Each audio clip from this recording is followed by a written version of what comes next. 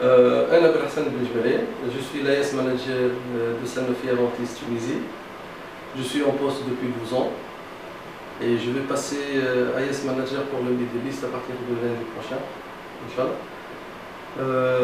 Sanofi Aventis, c'est une multinationale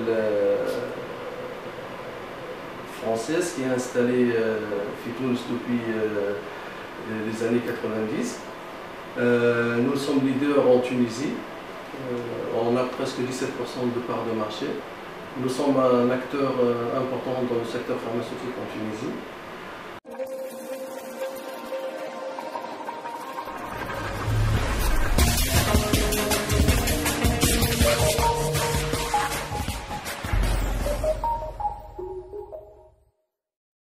Réellement, on n'a pas de système pour le suivi budgétaire, on a du contrôle budgétaire précisément, on n'a que des fichiers Excel. On a plusieurs fichiers Excel, on n'a pas de consolidation. C'est vrai, on a d'un côté SAP pour le suivi de tout ce qui est actuel, mais on n'a pas un vrai système de contrôle budgétaire. Les risques qu'on a trouvés, c'est qu'on s'est trouvé avec plusieurs fichiers Excel. Chacun il a ses templates, chacun ses fichiers, pas de consolidation.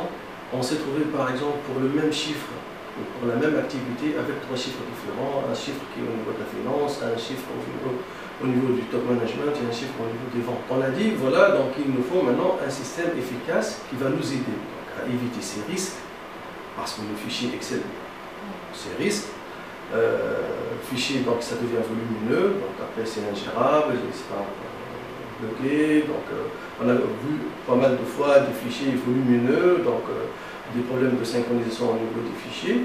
Après, lors des consolidations, donc, il y a eu des problèmes entre différents départements pour valider si c'est bien leur chiffre ou pas leur chiffre, donc il n'y a pas la notion de workflow ou de traçabilité, si c'est vrai ces chiffres viennent de cette source ou pas. Donc on a dit voilà, donc il faut mettre en place un système, là où tout le monde travaille, il consolide, et on a la traçabilité.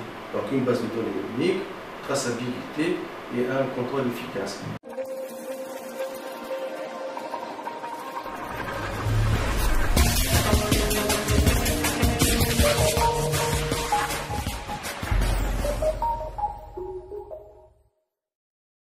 On a commencé à penser comment on va faire. Est-ce qu'on va partir sur un développement spécifique? Sanofi, on n'est pas trop spécifique, on aime bien les sociétés, les solutions partagées, donc avec les autres filiales, et on veut partir sur des solutions standards, parce qu'on a des partenaires comme IBM, comme Oracle, qui nous ont des solutions à proposer. On a vu quelques installations Cognos Planning à l'époque dans quelques pays, et à ce moment-là, on a commencé à rédiger notre première version de notre cahier de charge, et on a fait appel à BD. À ce moment-là, on a dit, voilà, donc l'expert en Tunisie, c'est BD, sur tout ce qui est BI, et tous ces systèmes pour contrôle budgétaire et suivi des activités. Donc on a dit, voilà, donc quelle solution à proposer pour Sanofi Tunisie. Réellement, on a vu, par exemple, c'était Hyperion, c'était TM1, donc qu'est-ce que je présente au management. Après, en collaboration avec le groupe aussi, on a décidé, voilà, on va sur TM1, en collaboration avec BD. Et on a fait appel à l'équipe BD pour gérer cette période de cadrage. C'était sur une semaine, on a fait ça. Il y avait les consultants BD plus le directeur de projet. Et on a fait le cadrage, on a fait appel à tous les acteurs business qui sont impactés par le contrôle budgétaire et le suivi du réalisé qu'on dit. Et voilà, donc on a commencé étape par étape le cadrage. On a commencé par la partie controlling et après on a enchaîné par la partie supply chain. Tous les ateliers ils étaient animés par les consultants TM1, donc on a pris les besoins par département, même par personne, donc on est allé même parfois dans des couches jusqu'à l'utilisateur final, parce que c'est important d'avoir que tous les stakeholders participent. Et ce qui est important sur ça, c'est l'apport de BD, parce que les consultants ils étaient très orientés vers le résultat du projet. Donc nous, on exprimait nos besoins et eux, ils répondent par leurs résultats et qu'est-ce qu'il offre le système et qu'est-ce qu'on peut faire et qu'est-ce qu'on peut, là où on veut aller avec le système. Donc c'est ce que c'était fait pendant les réunions de cadrage. Mais ici, j'insiste surtout sur l'apport des consultants. Ils ont maîtrisé parfaitement nos flux de gestion. Donc et après, il y a eu par exemple cette valeur ajoutée qu'on a commencé à voir avec les consultants, parce que je vois la solution finale, donc on a une solution là où on est fier d'en avoir.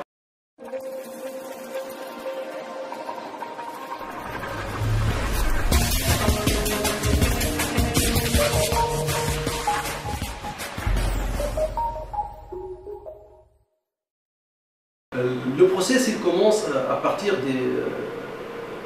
des chefs de produits qui initient les ventes, ou bien ce qu'on appelle nous les ventes out. Et après, donc, ces ventes, ils sont validées au niveau hiérarchique, au niveau des business units, et après, il est consolidé au niveau de la supply chain. Donc, il y a la première couche, c'est la supply chain qui consolide tout ce qui est vente out et qui transforme ces ventes out en vente in. Et ces ventes in, ce sont eux qui vont être prises en compte par le contrôle de gestion pour le calcul du chiffre d'affaires consolidé de la filiale. Et après, il y a derrière tout ce qui est calcul de couverture de stock, les nombres de jours de stock, le forecast sur 12 ou même 24 mois.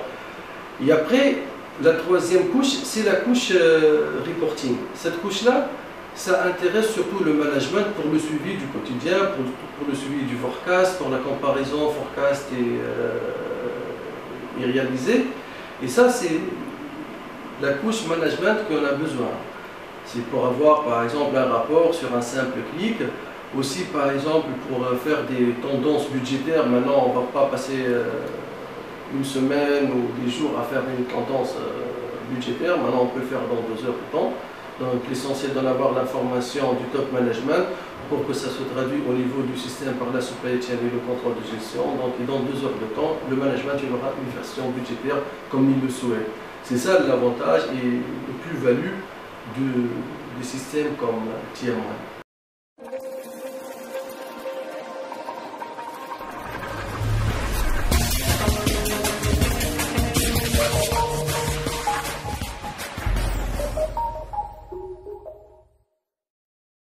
Maintenant, lorsque je vois le programme tel qu'il a été développé par BD, par les séances de cadrage qu'on a eu avec les utilisateurs en interne, je suis très optimiste et je vois que le logiciel est peut-être amorti, le retour d'investissement sera même inférieur à 18 mois, parce que ça va faire gagner aux acteurs